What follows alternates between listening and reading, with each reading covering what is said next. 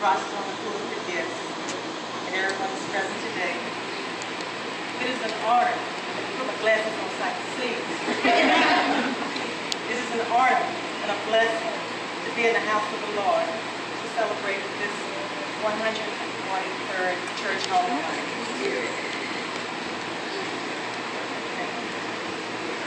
Okay. There's not many churches with those kind of years serving the Lord and still standing faithful. The glory of this latter temple shall be greater than the former, said the Lord of the hosts. And in this place I will give peace, said the Lord of the hosts. Haggai 9:2. I can remember a time when our parents would get us up to Sunday school on the second Sunday. Sister Bertha McConnelly and Reverend Lucius Reed, whom we call Papa Lucius.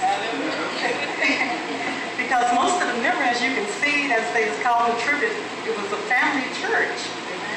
And it just, if they weren't family, we adopted them as family. So they were faithful teachers for the Sunday school.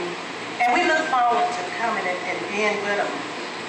And there was times when we'd have evening service, maybe like a quartet group singing, like to name a few, the Mighty Clouds of Joy, the Soul Suckers, and many more.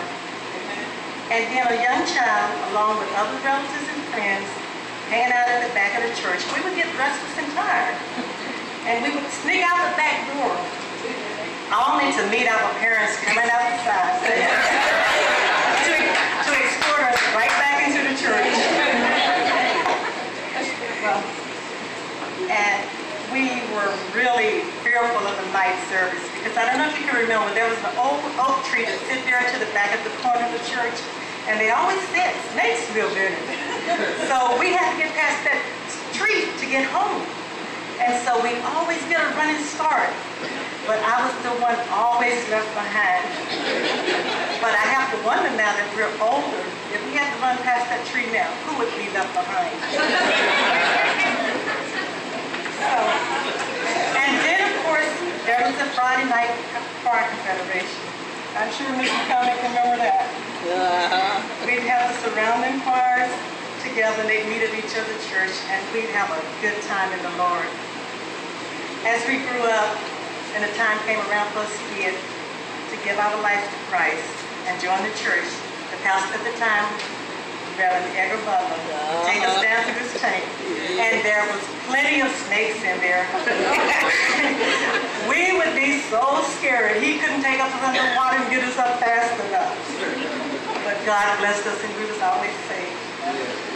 And there was a previous homecoming. We always had pies, cake, potatoes, salad, and all sorts of good food. I never forget this one man, Mr. Bert Lawrence. He could cook the best barbecue chicken that you ever wanted to have. Although I heard that Brother Byrne can burn pretty good too. And I can remember some of the members rode horse and buggies to church back in those days. And my dad told the gentleman, Mr. Monroe, while he was sitting on his horse, and he ran back and was leaning so hard until he fell off his horse. And we being kids, we couldn't stop laughing at him falling off.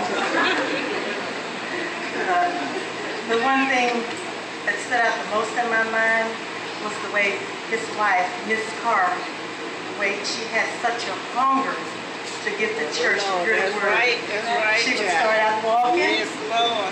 And whoever passed her at that time would pick her up and assist her in riding to church.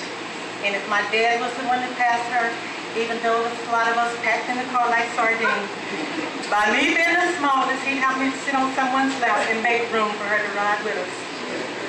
And I can say that was truly the good old days. So, Seven Star, the Lord has blessed you over and over again. And it's amazing and wonderful to know how good God truly is.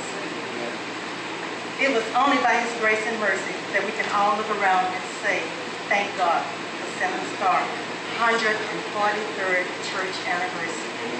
Congratulations, Seven Star. Well done.